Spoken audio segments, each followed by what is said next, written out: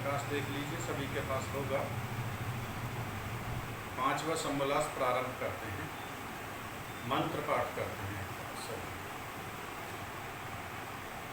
ओम सहना भवतु सहनौ भुनक्तु सह वीर्यं कर्वावहै तेजस्विनावधीतमस्तु मा विद्विषावहै।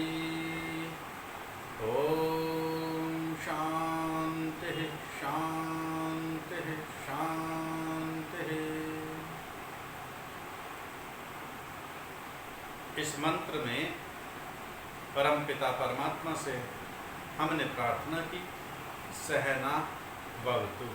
सह का अर्थ होता है साथ साथ। ना मीन्स हम दोनों, गुरु और शिष्य। अवतु रक्षा करना, सहायता करना, सहयोग करना, अर्थात हम परस्पर एक दूसरे की रक्षा करते रहें, एक दूसरे का सहयोग करते रहें, एक दूसरे की सहायता करते रहें। सहनौ भुनक्तु। भुनक्तु अर्थात उपयोग करना, उपभोग करना, प्रयोग करना। जो उपलब्ध साधन हैं, संसाधन हैं, उन सब का हम परस्पर मिलकर सहयोग, उपभोग करें, उपयोग करें। जो उपलब्ध पदार्थ हैं, हम उनका दोनों मिलकर उपभोग करें। सह वीर्यम करवावहै। वीर्यम कहते हैं यहाँ पर विद्या को। ये जो वेद विद्या है, इस विद्या को हम दोनों परस्पर मिलकर ग्रहण करें। तेजस्विनावधीतमस्तु। जो हमारी प्राप्त की हुई विद्या है, यह प्रकाशवती हो।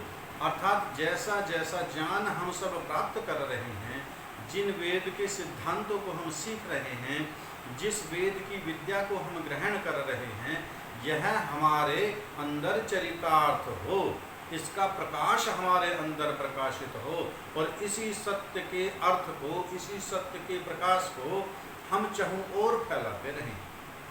माँ विद्विषावहै। हम परस्पर एक दूसरे से ईर्ष्या न करें, घृणा न करें, द्वेष न करें, वैर न करें। और जब हम परस्पर एक दूसरे से ईर्ष्या, द्वेष, घृणा त्याग देंगे, तभी हमारी यह प्राप्त की हुई विद्या प्रकाशवती होगी, तभी यह विद्या फलवती होगी, तभी इस विद्या का सभी को लाभ मिल सकेगा। तो आइए आज हम सत्यार्थ प्रकाश के अंतर्गत 5वां सम्मोल्लास आरंभ करते हैं। इस के अंतर्गत हम आज वानप्रस्थ और संन्यास के विषय में जानने का प्रयास करेंगे। अथ पंचम सम्मोल्लासारंभः अथ वानप्रस्थ संन्यासास्विधिं वक्ष्यामः। अब वानप्रस्थ और संन्यास की विधि का वर्णन करते हैं। ब्रह्मचर्याश्रमं समाप्य गृही भवेत्, गृही भूत्वा वनी भवेत्, वनी भूत्वा प्रव्रजेत्। यह शतपथ ब्राह्मण का वचन है। अर्थात मनुष्यों को उचित है कि ब्रह्मचर्याश्रम को समाप्त करके गृहस्थ होकर वानप्रस्थ और वानप्रस्थ होकर सन्यासी होवे। अर्थात यह अनुक्रम से आश्रम का विधान है।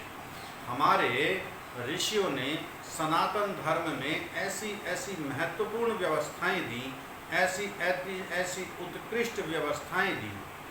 उन्हीं एक उत्कृष्ट व्यवस्थाओं में से यह आश्रम व्यवस्था है। आश्रम को भी समझ लेंगे ठीक प्रकार से हम। आ प्लस श्रम, दो शब्द हैं यहाँ पर भी। जैसा प्रातः काल में संध्या के मंत्रों में था ना, आ चमन, तो वहाँ पर हमने जाना आ का अर्थ सब प्रकार से, आसमन्तात अर्थात सब प्रकार से। कितने प्रकार से, क्या सामर्थ्य है हमारा कार्य करने का, कितने प्रकार से हम कार्य करते हैं। हम कार्य करते हैं अपने शरीर के द्वारा, हम कार्य करते हैं अपने वाणी के द्वारा, हम कार्य करते हैं अपने मन के द्वारा, मानसिक, वाचिक और शारीरिक, 3 प्रकार का हम कार्य करते हैं। और आश्रम, तीनों ही प्रकार से श्रम करना है। जिस व्यवस्था में तीनों प्रकार से श्रम करना होता है, शरीर से भी, वाणी से भी, मन से भी, उसी को कहते हैं आश्रम। जिसको श्रम के द्वारा प्राप्त किया जाता है, परिश्रम पूर्वक, पुरुषार्थ पूर्वक प्राप्त किया जाता है, इसे आश्रम कहा जाता है। यहाँ अत्यंत पुरुषार्थ, अत्यंत परिश्रम करना होता है। मनुष्य के जीवन को हमारे ऋषि मुनियों में 4 भागों में विभक्त किया, 4 चरणों में इस जीवन का विभाजन किया। अर्थात इस जीवन के 4 आश्रम बनाए, 4 प्रकार का परिश्रम करना होता है, 4 प्रकार का पुरुषार्थ करना होता है। प्रथम आश्रम है ब्रह्मचर्य आश्रम। ब्रह्म कहते हैं ईश्वर को, ब्रह्म कहते हैं वेद को, ब्रह्म कहते हैं ज्ञान को, ब्रह्म कहते हैं वीर्य को।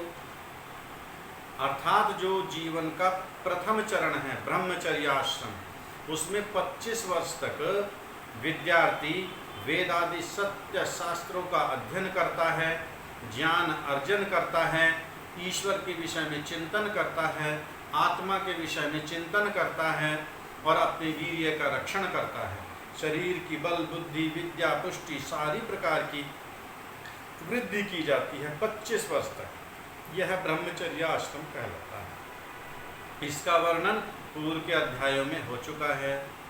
जो व्यक्ति आज इस कक्षा में नए जुड़े हैं उनके लिए ग्रुप में मिलते रहेंगे लिंक, और उनके वीडियोस हमने बनाए थे, इसीलिए कि कुछ व्यक्ति जो कक्षा में जुड़ नहीं पाते हैं किसी कारण से, वो बाद का अपना उसमें स्वाध्याय कर सकते हैं, या कक्षा भी जो कर लेते हैं, कई बार कुछ शंकाएं रह जाती हैं, उनका पुनः पुनः जब हम अवलोकन कर लेते हैं तो वे सारी चीज़ें भ्रम दूर हो जाता है। ब्रह्मचर्य आश्रम का वर्णन पूर्व में हो चुका, गृहस्थ आश्रम का भी पूर्व के अध्याय में हो चुका है कि गृहस्थ आश्रम में कौन कौन जाएगा, क्या विधि है, कैसे कैसे विवाह करेगा, किस किस प्रकार से गृहस्थ आश्रम का पालन करेगा।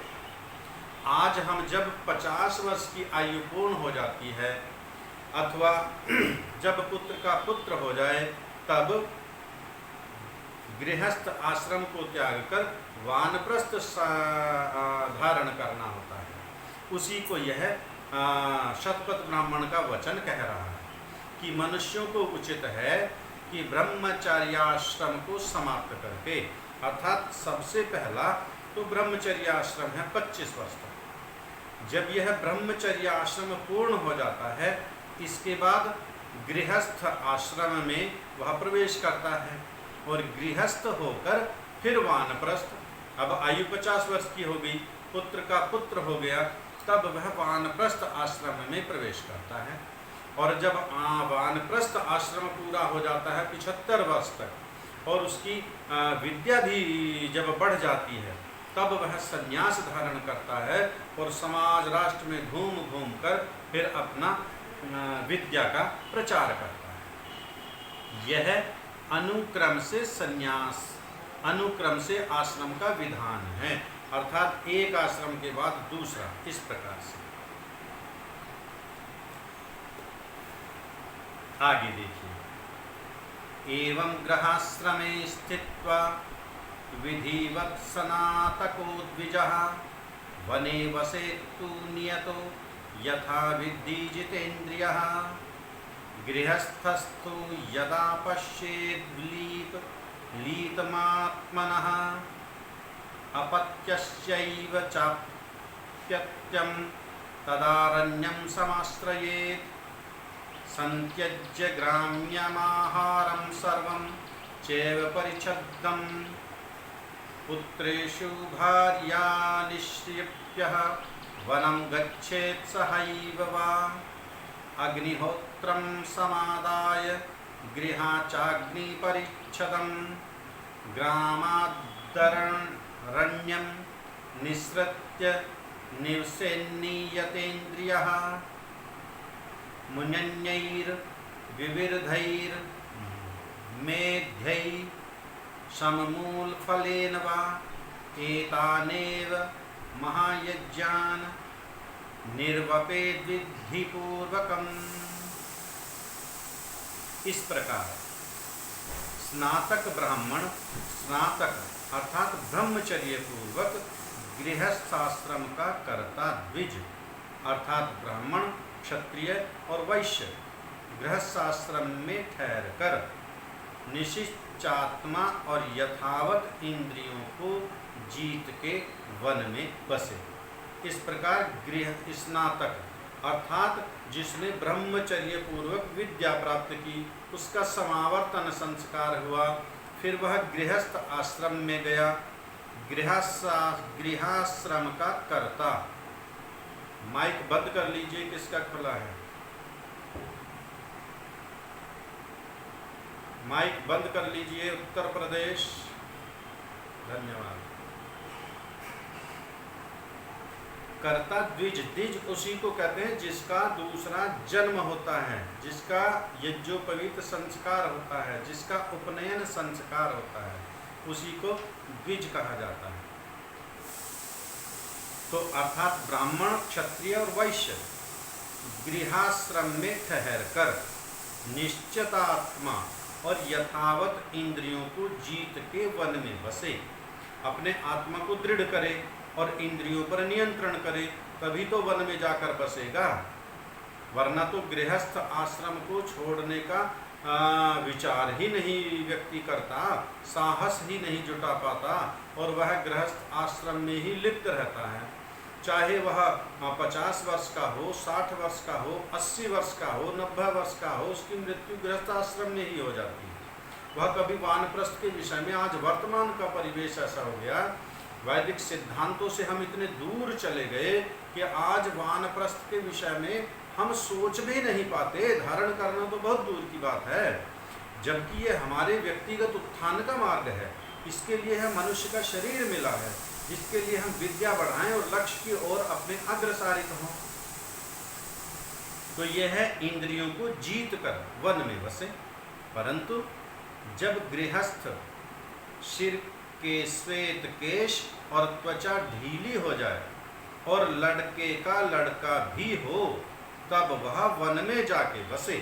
उसकी अवधि दिए, समय निश्चित किया।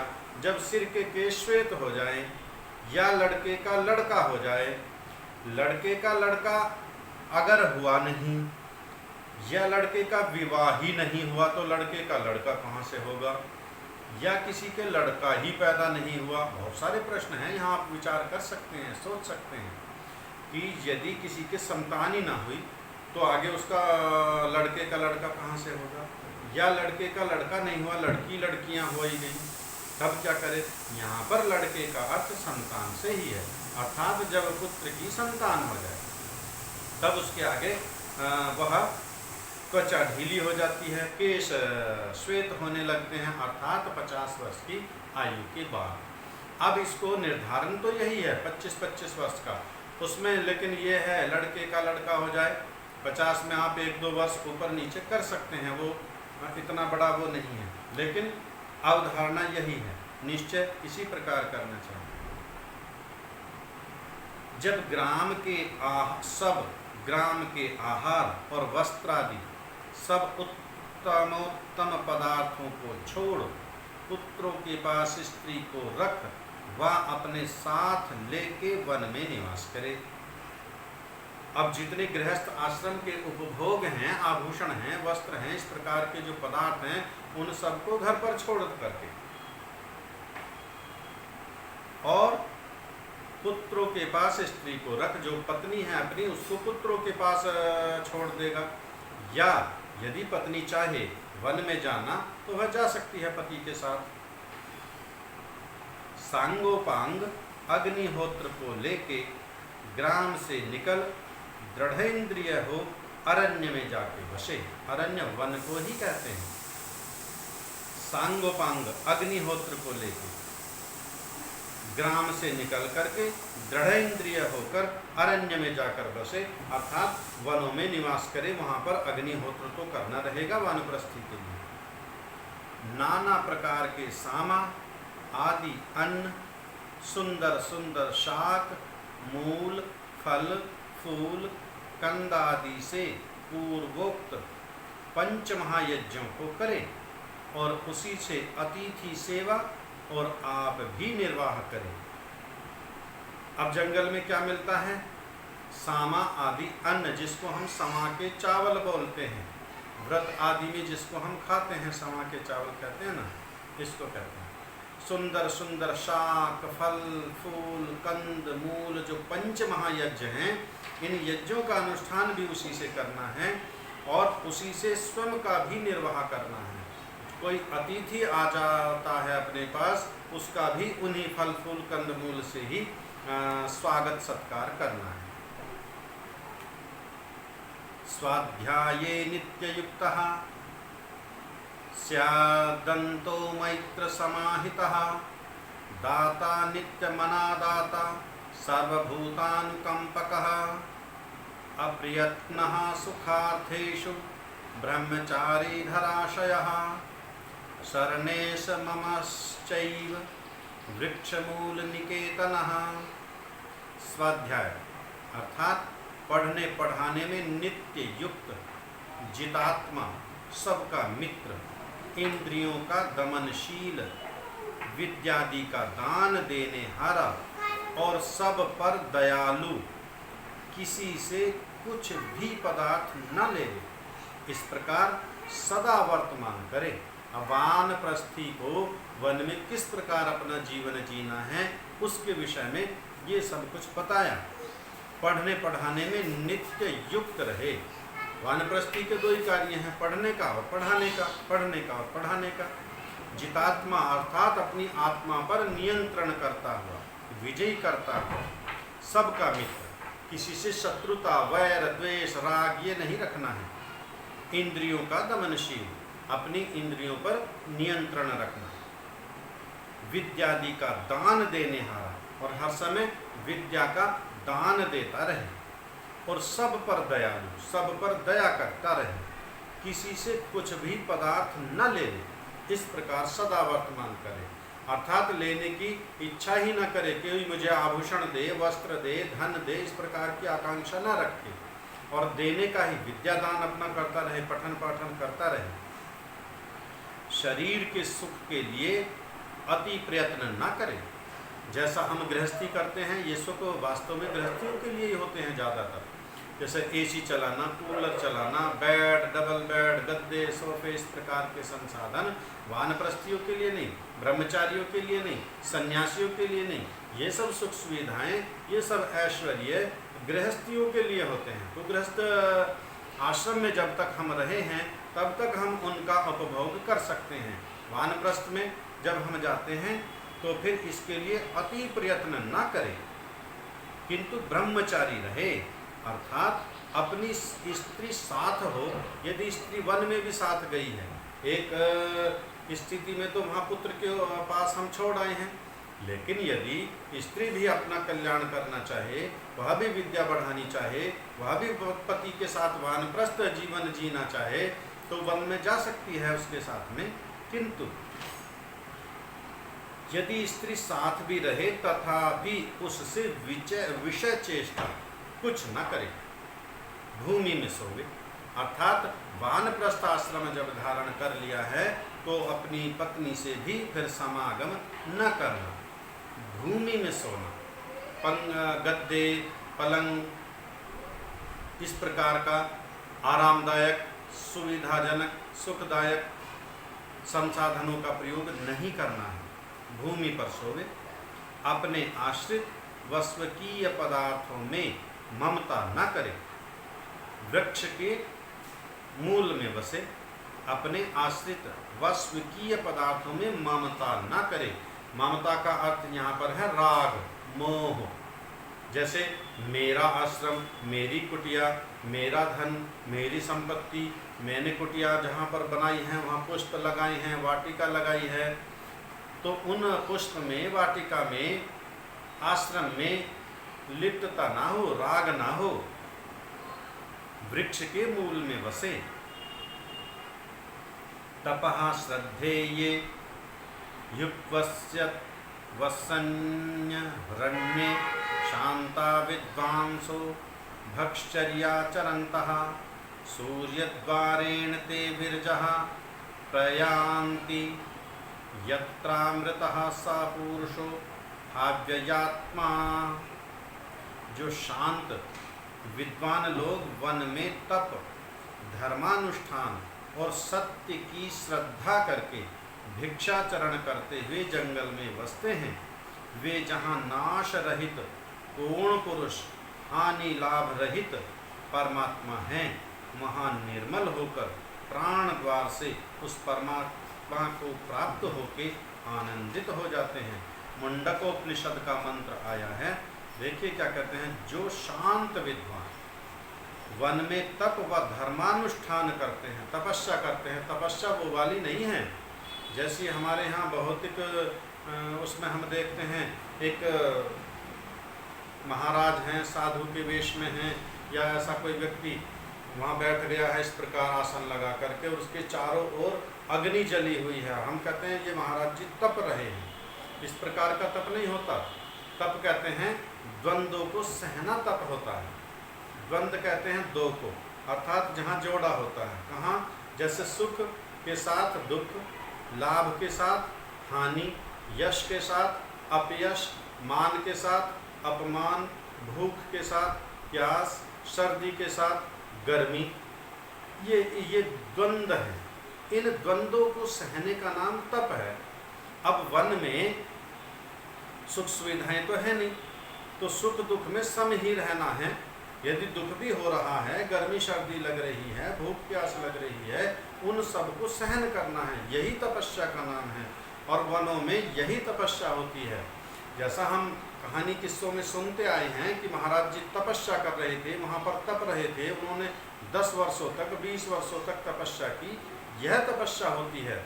अर्थात शरीर को प्रत्येक स्थिति के अनुकूल सम रखना, अपने मन को, बुद्धि को, विचारों को सम रखना। बहुत ज़्यादा दुख हो जाने पर विचलित नहीं हो जाना है, बहुत ज़्यादा आनंद प्राप्त होने पर बहुत ज़्यादा विचलित नहीं हो जाना है। इसी को कहते हैं तप। तो वह तप करे वन में और धर्मानुष्ठान करे, अर्थात धर्म के अनुसार कार्य करे, अर्थात वेद की आज्ञा के अनुसार कार्य करे। जैसा जैसा वानप्रस्थी के लिए वेद ने निर्देश दिया है, ऋषियों ने मार्गदर्शन किया है, उसी के अनुकूल जीवन जीना धर्मानुष्ठान है। वेद की आज्ञा कुछ, शास्त्रों का मत कुछ, और वानप्रस्थी का अपना जीवन कुछ, तो वह धर्मानुष्ठान नहीं, वह अधर्मानुष्ठान है। तो धर्मानुष्ठान और सत्य की श्रद्धा करके भिक्षाचरण करते हुए जंगल में बसते हैं, ऐसे व्यक्तियों के लिए कहा। वे जहाँ नाश रहित पूर्ण पुरुष, हानि लाभ रहित परमात्मा हैं, वहाँ निर्मल होकर प्राण द्वार से उस परमात्मा को प्राप्त होके आनंदित हो जाते हैं। इसी प्रकार के व्यक्ति उस ईश्वर का साक्षात्कार कर पाते हैं। अभ्यादधामि समिद्मग्ने व्रतपते त्वयिं व्रतञ्च श्रद्धां चोपैमिन्धे त्वां दीक्षितो अहम्। यजुर्वेदे अध्याये 20 मंत्र 24। यह यजुर्वेद का अध्याय के 20वें अध्याय का 24वां मंत्र है। वानप्रस्थ को उचित है कि मैं अग्नि में होम कर, दीक्षित होकर व्रत, सत्याचरण और श्रद्धा को प्राप्त होऊं, ऐसी इच्छा करके वानप्रस्थ हो नाना प्रकार की तपश्चर्या। यह तपश्चर्या भी वही है, सत्संग, योगाभ्यास, सुविचार से ज्ञान और पवित्रता प्राप्त करे। पश्चात जब संन्यास ग्रहण की इच्छा हो तब स्त्री को पुत्रों के पास भेज देवे और फिर संन्यास ग्रहण करे। ये वानप्रस्थ का संक्षेप में यहाँ पर विधि की। ये यजुर्वेद का प्रमाण ये है कि जब वानप्रस्थ की उसने दीक्षा ली, वनों में वह पहुँच गया है, सत्य के द्वारा, श्रद्धा के द्वारा उस वानप्रस्थ को उसने धारण किया। वानप्रस्थ के जो व्रत हैं, जो नियम हैं, जो विधि है, उसका वेद अनुकूल उसने आचरण किया, कठोर तपस्या की, सत्संग किया, योगाभ्यास किया और सुविचार से ज्ञान और पवित्रता को प्राप्त कर लिया। पश्चात जब संन्यास ग्रहण की इच्छा हो, अर्थात वानप्रस्थ 75 वर्ष का है और यदि संन्यास की इच्छा नहीं है तो वह जीवन पर्यंत वानप्रस्थ रह सकता है, या उसकी विद्या इतनी अभी नहीं हुई है कि वह संन्यास धारण कर सकता है, तो भी वह वानप्रस्थी जीवन जी सकता है। और जब वानप्रस्थी से संन्यास में जाने का उसका विचार हो, तब पत्नी को पुत्रों के पास भेज देवे, यदि उसके साथ आई है तो, क्योंकि अब वह संन्यास धारण करेगा तो संन्यास का कार्य, सन्यासी का कार्य भ्रमण का रहेगा, तो वह पत्नी को पुत्रों के पास भेज सकता है। इति संक्षेपण वानप्रस्थ विधि ही, यह वानप्रस्थ की विधि लिखी संक्षेप। अब अथ संन्यास विधि ही, अब संन्यास की विधि लिखते हैं कि संन्यास लेने का अधिकार किसको, सन्यासी के कर्तव्य का, सन्यासी के दायित्वों का यहाँ पर वर्णन करें। वनेषु च विहत्यैवं तृतीयं भागमायुषः चतुर्थमायुषो भागं त्यक्त्वा संगान परिव्रजेत्। यह मनु जी का वचन है। इस प्रकार वनों में आयु का तीसरा भाग अर्थात 50वें वर्ष से 75वें वर्ष पर्यंत वानप्रस्थ होके आयु के चौथे भाग में संगों को छोड़ के परिव्राट अर्थात सन्यासी हो जावे।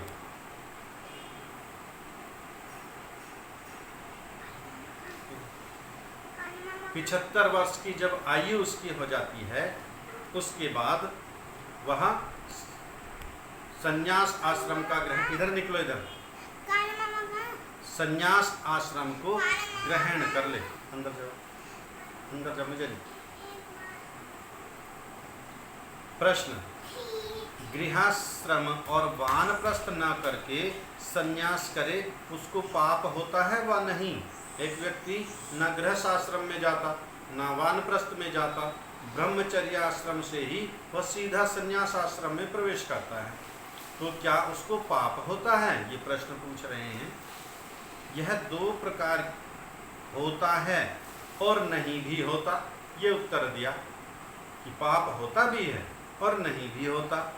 प्रश्न, यह दो प्रकार की बात क्यों कहते हो? ये तो भ्रम हो गया। या तो ये कहो कि पाप होता है, या ये कहो कि पाप नहीं होता है।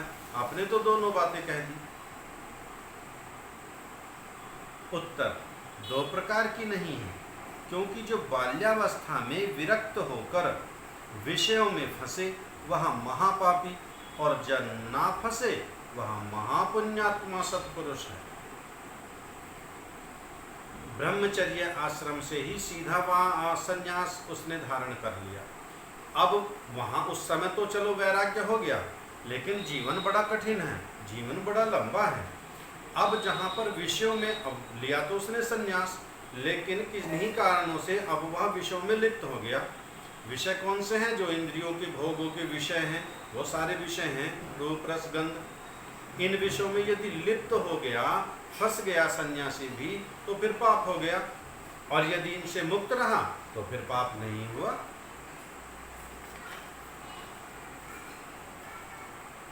यद हरेव विरजेत तदहरेव प्रव्रजेद्वानाद्वा गृहाद्वा ब्रह्मचर्या देव प्रव्रजेत। ये ब्राह्मण ग्रंथ के वचन हैं। जिस दिन वैराग्य प्राप्त हो उस दिन घर व वन से संन्यास ग्रहण कर ले। जिस दिन वैराग्य हो जाए, जहाँ पर वैराग्य हो जाए, वन में हो, घर में हो, वन में हो, वानप्रस्थी को वैराग्य हो गया, घर में हो गृहस्थी को वैराग्य हो गया या ब्रह्मचर्य को वैराग्य हो गया, उसी दिन वह संन्यास ग्रहण कर सकता है।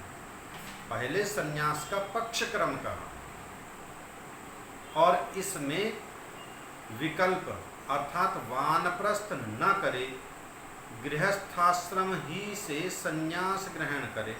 और तृतीय पक्ष यह है कि जो पूर्ण विद्वान जितेंद्रिय विषय भोगों की कामना से रहित परोपकार करने की इच्छा से युक्त पुरुष हो, वह ब्रह्मचर्याश्रम से ही संन्यास लेवे। अब ये देखिए, संन्यास लेने की 3 प्रक्रिया यहाँ पर बताएं। क्रम संन्यास तो इस प्रकार का होता है, ब्रह्मचर्य से गृहस्थ आश्रम में गया, गृहस्थ से वानप्रस्थ गया और वानप्रस्थ से फिर चौथा आश्रम संन्यास। इसको कहते हैं क्रम संन्यास, अर्थात वो स्टेप बाय स्टेप चलते हैं।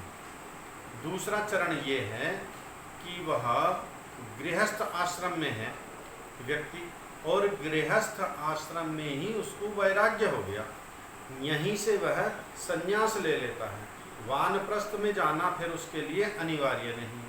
इसके उदाहरण हमारे सामने अनेकों हैं, जैसे महात्मा बुद्ध का, जैसे महावीर उनका, जैनियों का। तो ये हैं, ये दोनों महावीर स्वामी भी और ये महात्मा बुद्ध भी गृहस्थ आश्रम से ही इन्होंने संन्यास लिया।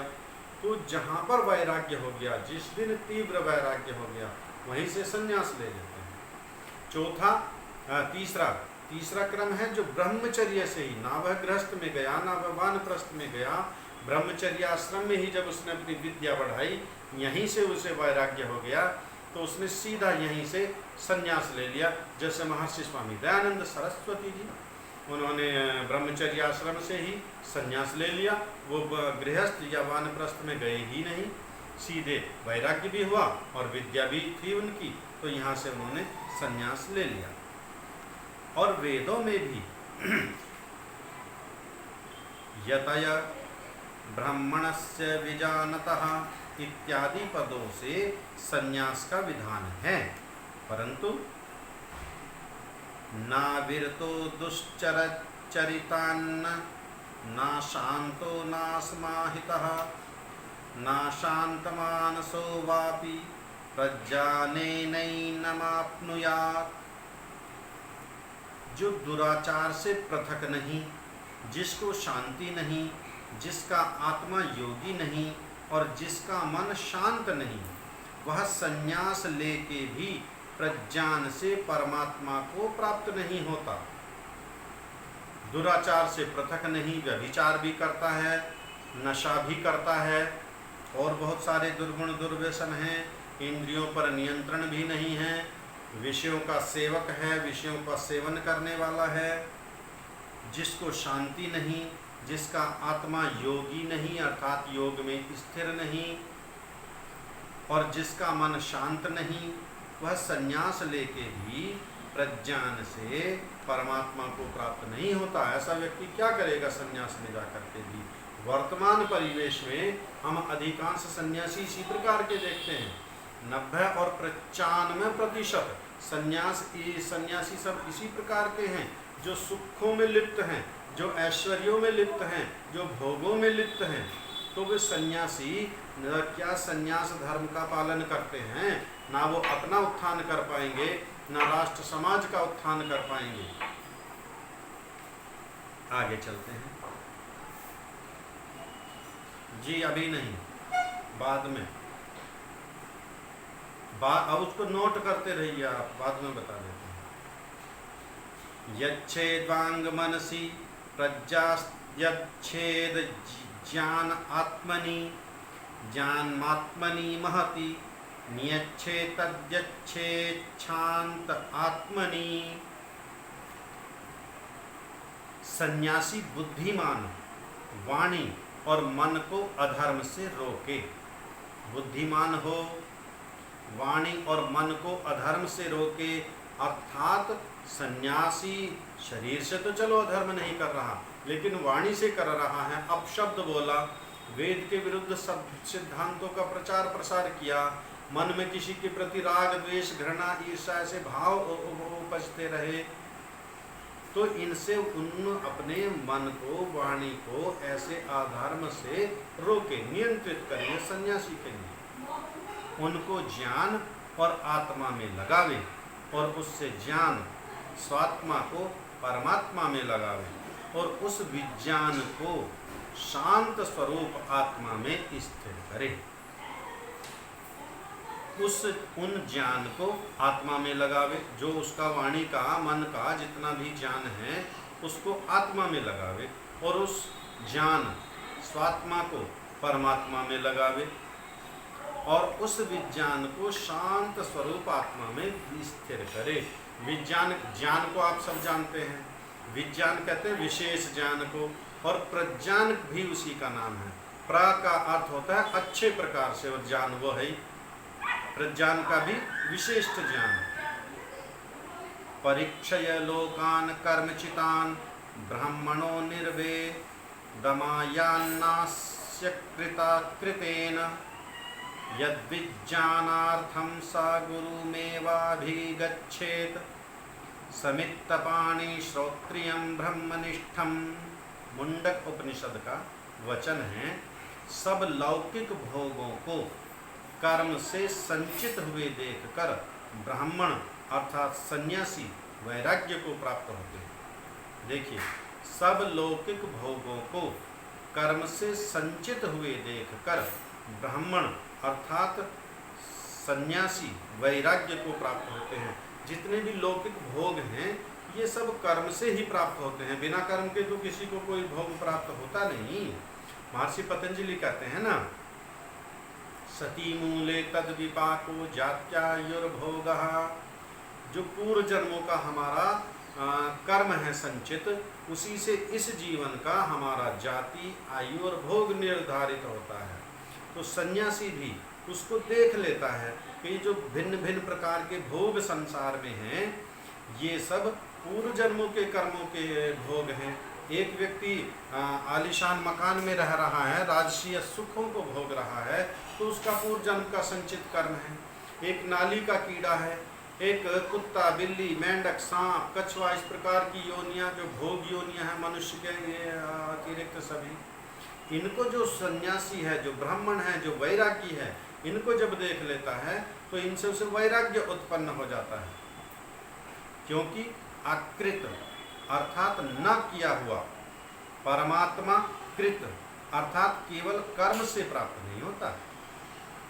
इसलिए कुछ अर्पण के अर्थ हाथ में लेके वेद वित्त और परमेश्वर को जानने वाले गुरु के पास विज्ञान के लिए जावे, अर्थात विशेष ज्ञान प्राप्त करने के लिए जाके सब संदेहों की निवृत्ति करे। जो भी अपनी शंका हो उनका वह समाधान करे, परंतु सदा इनका संग छोड़ देवे। जो कि अविद्यायामंतरे वर्तमानाः स्वयं धीराः पंडितमन्यमानाः जघन्यमानः पर्यन्ति मूढ़ा अंधेनैव नीयमाना यथान्धाः।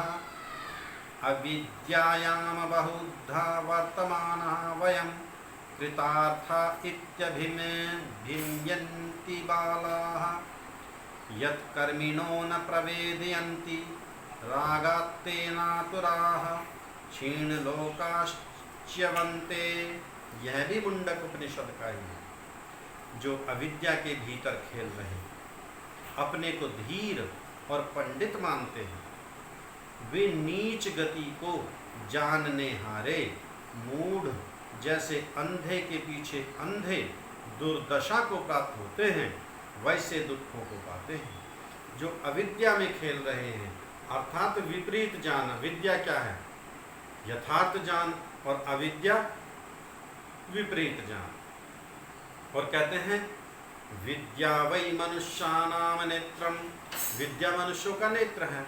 विद्या जिसके पास होगी, एक नेत्र वाला व्यक्ति है जिसको सामने स्पष्ट दिखाई दे रहा है, वह सड़क पार कर रहा है, इधर से कौन सा ट्रैफिक आ रहा है, इधर से कौन सा ट्रैफिक आ रहा है, वो देख रहा है, उसका नेत्र है।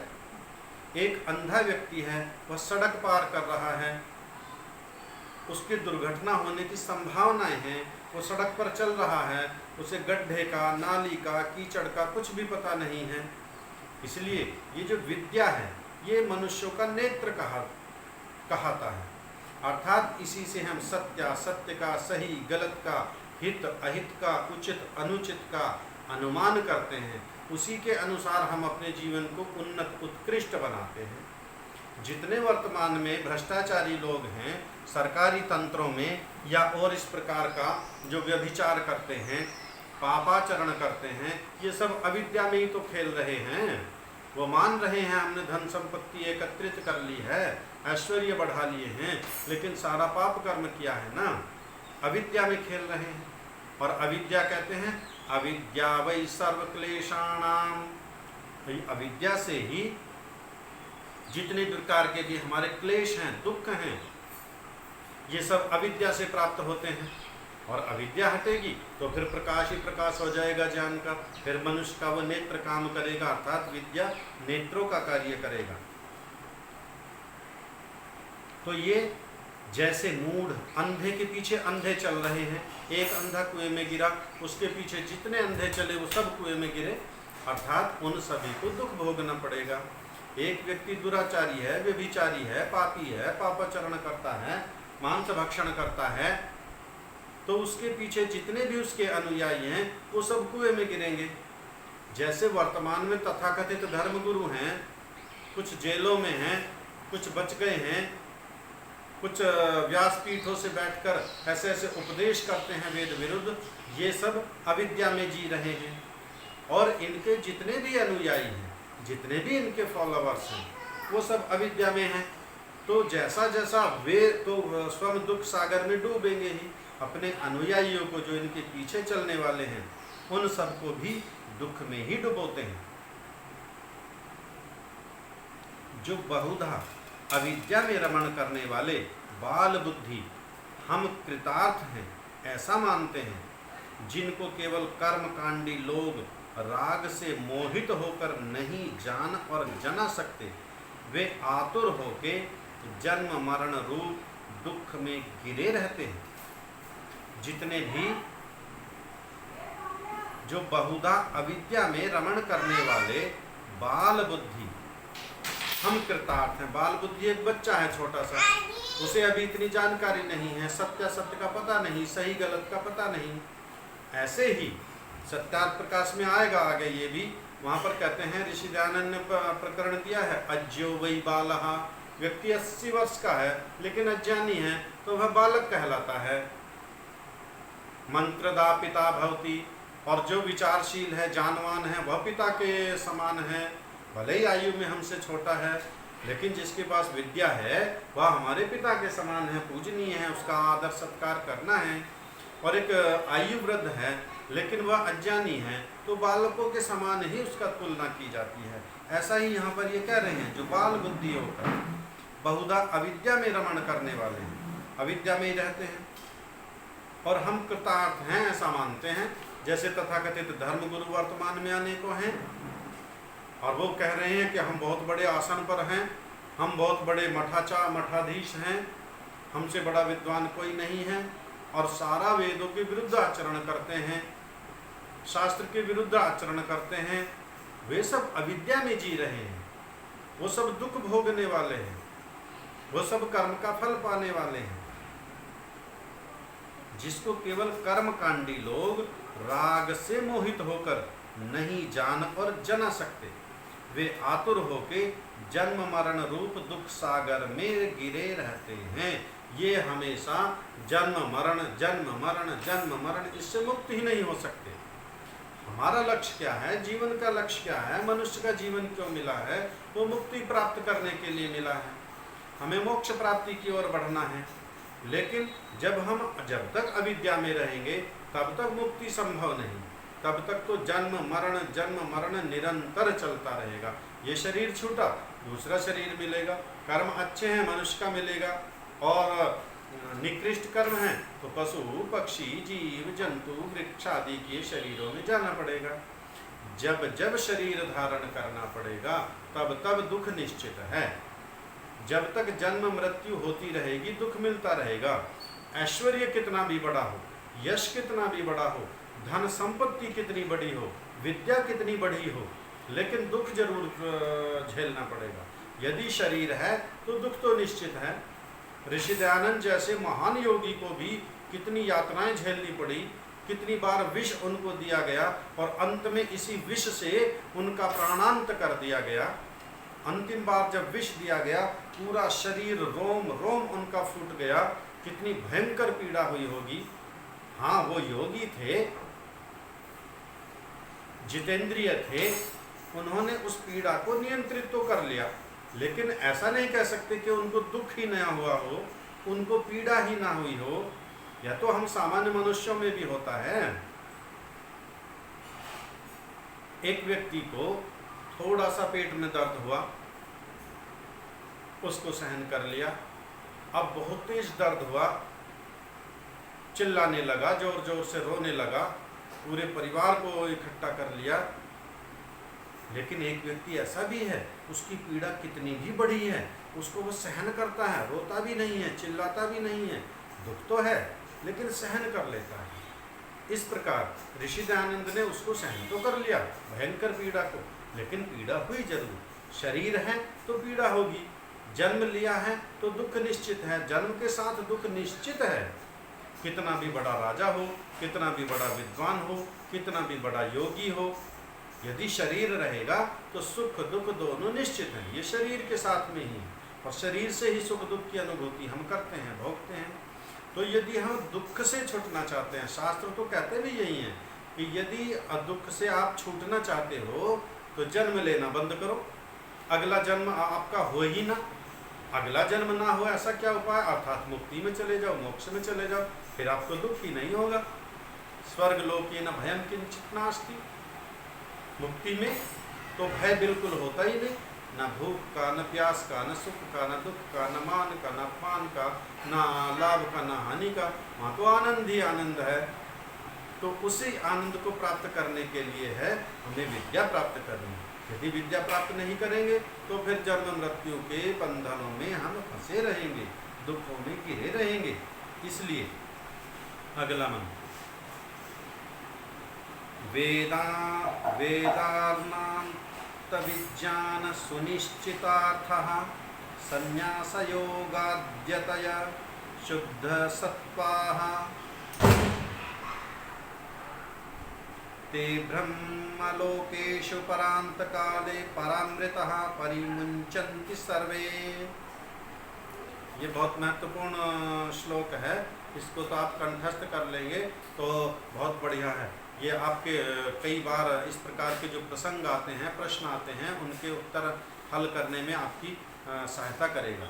जो वेदांत अर्थात परमेश्वर प्रतिपादक वेद मंत्रों के अर्थ ज्ञान और आचार से अच्छे प्रकार निश्चित संन्यास योग से शुद्धांतःकरण सन्यासी होते हैं, वे परमेश्वर को में मुक्ति सुख को प्राप्त हो, भोग के पश्चात जब मुक्ति में सुख की अवधि पूरी हो जाती है तब वहाँ से छूटकर संसार में आते हैं। मुक्ति के बिना दुख का नाश नहीं होता। अर्थात यदि हमें इस जन्म मरण के बंधन से मुक्त होना है तो मुक्ति में जाना है, और मुक्ति में जाकर ही इन सभी दुखों से हम छूट सकते हैं। लौकिक व्यवहार में, सामान्य समाज में एक अवधारणा और भी है कि मुक्ति में जाने के बाद फिर कभी जन्म मृत्यु का सामना नहीं करना पड़ेगा। तो ऐसा भी नहीं है, मुक्ति की अवधि है। सनातन धर्म में जो मुक्ति का अभिप्राय है वह उसकी समय सीमा निश्चित है। परांत काले जो यहाँ पर आया, इसका व्याख्यान महर्षि स्वामी दयानंद सरस्वती जी ने ऋग्वेद आदि भाष्य भूमिका में किया है। इसकी अवधि बताई है। मुक्ति की अवधि कितनी होती है? एक जो हमारी यह सृष्टि है, इसकी आयु 4 अरब 32 करोड़ की आयु होती है एक सृष्टि, और 4 अरब 32 करोड़ आयु होती है प्रलय की। अर्थात जिस प्रकार 12 घंटे का दिन, 12 घंटे की रात्रि होती है, इसी प्रकार 4 अरब 32 करोड़ की एक सृष्टि और 4 अरब 32 करोड़ का प्रलय। अब 4 अरब 32 करोड़ की सृष्टि और 4 अरब 32 करोड़ का प्रलय, ये हो गया 8 अरब 64 करोड़। इस 8 अरब 64 करोड़ को 36,000 मुक्ति की सीमा जो है, सावधि मुक्ति होती है हमारी, सा अवधि, अर्थात इसकी समय सीमा निश्चित है। 36,000 बार इस सृष्टि का प्रलय होगा, इस सृष्टि का निर्माण होगा। इतनी लंबी अवधि तक आत्मा को शरीर धारण नहीं करना पड़ता, इसको कहते हैं मुक्ति। जब ये समय सीमा पूरी हो जाएगी, कितनी लंबी समय सीमा है, एक सृष्टि है 4 अरब 32 करोड़ की। देखो एक सृष्टि में ही कितनी बार हमारा जन्म मरण होता है, और 36,000 बार, 1-2 बार नहीं, 36,000 बार सृष्टि का निर्माण, सृष्टि का प्रलय, इतना लंबा काल तक वह जीवात्मा मुक्ति में रहेगा, सुख में रहेगा। वहाँ दुख का नाम ही नहीं, भूख प्यास का कहीं कोई प्रश्न ही नहीं, मान अपमान का प्रश्न ही नहीं, लाभ हानि का प्रश्न ही नहीं। इसकी अवधि होती है 31 नील 10 खरब 40 अरब वर्ष, ये मुक्ति का समय है। और जब ये समय सीमा पूरी हो जाती है तो पुनः लौट करके आता है। इस पर बहुत सारे आपके प्रश्न, अभी बीच में नहीं बोला, कुछ मत पूछिएगा, अभी मत पूछिएगा, अनावश्यक डिस्टर्बेंस होता है। जब मैं पूरा कर दूंगा उसके बाद सबसे पूछता हूँ, तब आपका चांस आएगा। इस पर बहुत सारे प्रश्न हैं आपके, जैसा उठ रहा है उनका चंद्रपाल जी का प्रश्न, अनेकों प्रश्न हैं कि मुक्ति का इतना समय कितना है, क्यों है, और मुक्ति से आना ही क्यों है। जब मुक्ति से आना ही है तो फिर मुक्ति में जाएं ही क्यों, उसके लिए परिश्रम ही क्यों करें। ऐसे बहुत सारे प्रश्न हैं। आप जितने जितने तर्क करोगे, जितने जितने प्रश्न करोगे, उतना उतना आपका विषय खुल जाएगा, क्लियर हो जाएगा।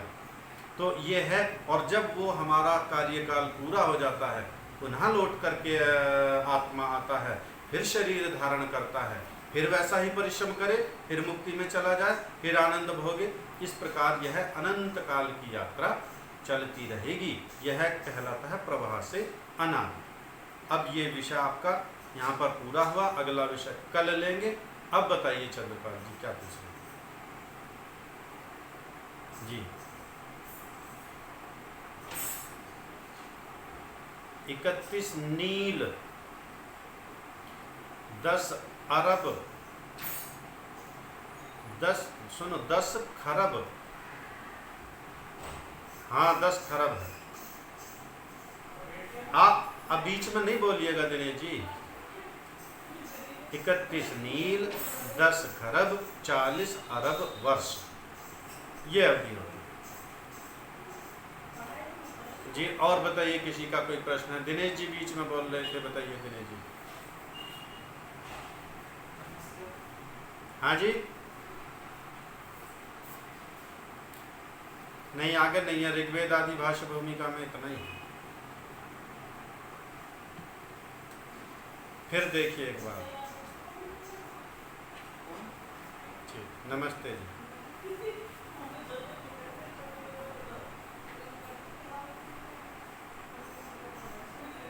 कौन से? हाँ हाँ बिल्कुल बिल्कुल बिल्कुल बिल्कुल वही है। जैसा हमारी, हाँ जी, जैसा हमारा दिन रात है, वैसा वो ब्रह्मा का एक दिन और ब्रह्मा की एक रात, उसको कहते हैं जी। जी जी। माता पिता की सेवा आप किस प्रकार करेंगे, ये प्रश्न है। हाँ जी, जब तक आप गृहस्थ आश्रम में रहेंगे, जब तक गृहस्थ आश्रम में आपके माता पिता रहेंगे, तब तक आप उनकी सेवा शुश्रूषा खूब करेंगे। बाद में आपको उससे क्या लेना देना है, आपकी तो ये ईश्वरीय व्यवस्था है।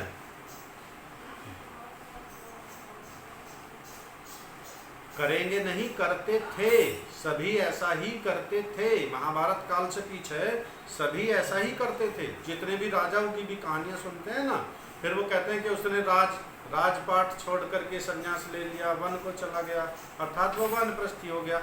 जो आने वाली संततियां हैं वो उनकी वो कार्यों को करेंगी।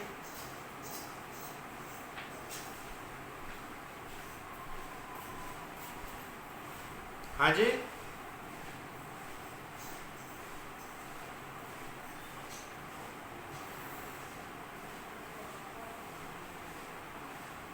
नहीं नहीं नहीं, जब तक इनका विवाह नहीं हुआ था तब तक तो इनके माता पिता वहीं थे। जी हाँ जी,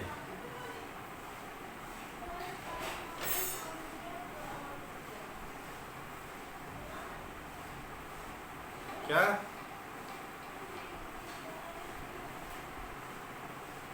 हाँ जी,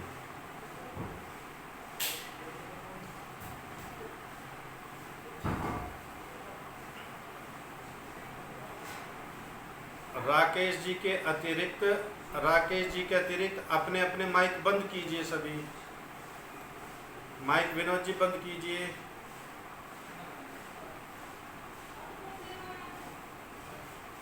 जी जी जी, जो परिवार में रहेगा उसको दायित्व दीजिए माता का, और आप वानप्रस्थ ले लीजिए। क्यों?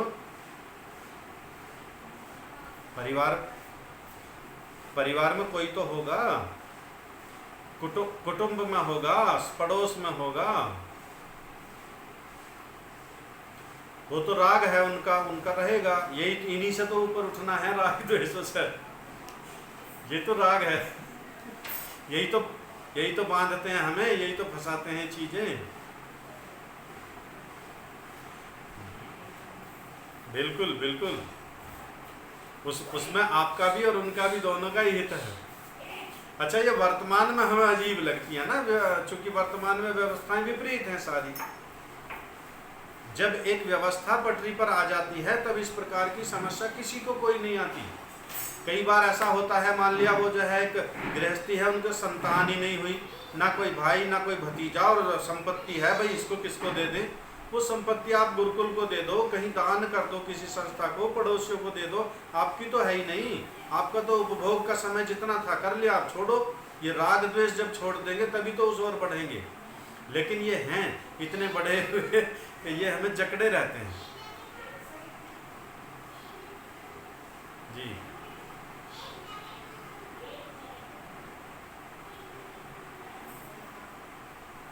जी,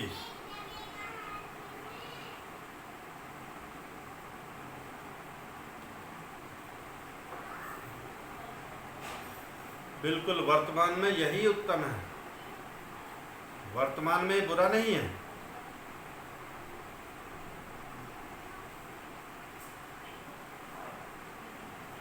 जी बिल्कुल, इनमें लिप्त ना रहते हुए, राग ना पालते हुए उसी कार्य को हम यहाँ कर सकते हैं।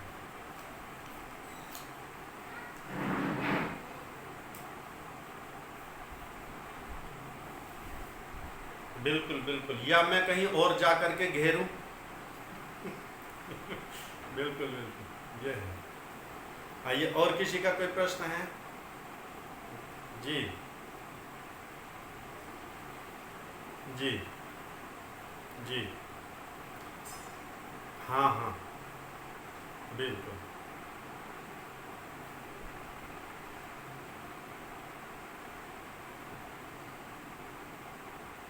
हाँ, नहीं नहीं, आज भी सोते हैं भूमि में, बहुत से लोग सोते हैं भूमि में। ऐसा नहीं है, जहाँ पर व्यक्ति रहता है, हमें ऐसा लग रहा कि हम जंगल में गए और पेड़ के नीचे सो गए। जहाँ हम रहना शुरू कर देंगे तो वहाँ की हम साफ सफाई वातावरण बना लेते हैं, तो वहाँ पर इन चीज़ों का फिर भय न्यून हो जाता है, कम हो जाता है भय। और उसके फिर हम ऐसे उपाय भी कर लेते हैं, ऐसी सुगंधी आदि वहाँ आसपास हम रखते हैं, इस प्रकार का वातावरण कि वहाँ पर सांप बिच्छू आदि फिर आते ही नहीं।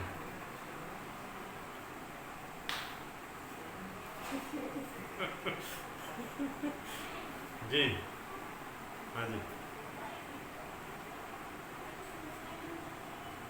जी ना ना दुमन सुनो सुनो सुनो, एक मिनट एक मिनट।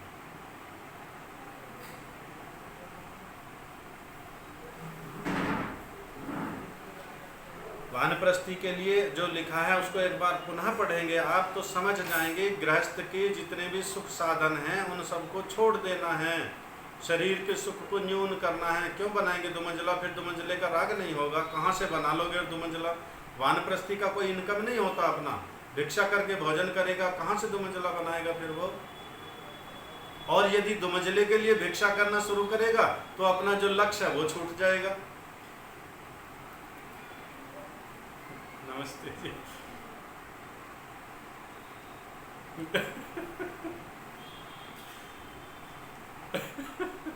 आइए मंत्र पाठ करते हैं। ओम विश्वानि देव सवितर्दुरितानि पराशुभ यद्भद्रं तन्न आशुभ। ओम शांति शांति शांति। सभी को नमस्ते जी। जिनका प्रश्न रह गया है वो मेरे व्हाट्सएप पर भेज देंगे अपना प्रश्न।